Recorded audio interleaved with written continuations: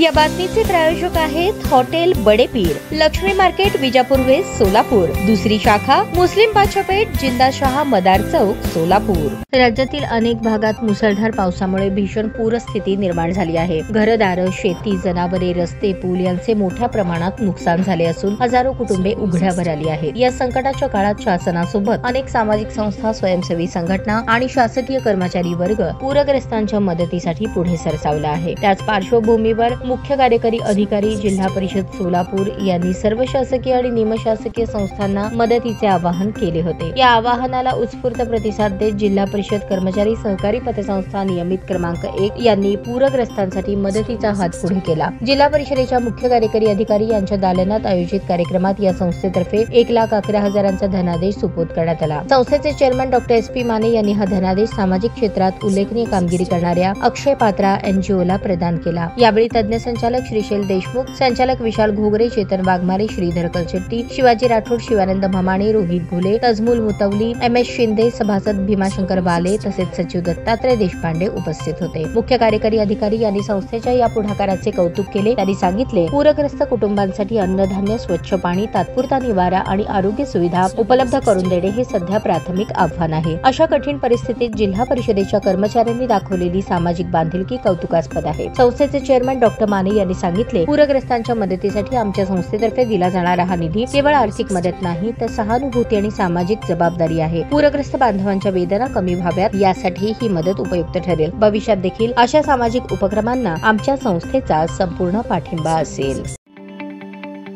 ताज्या बातम्या पाहण्यासाठी प्राईम महाराष्ट्र न्यूज चॅनलला सबस्क्राईब करा।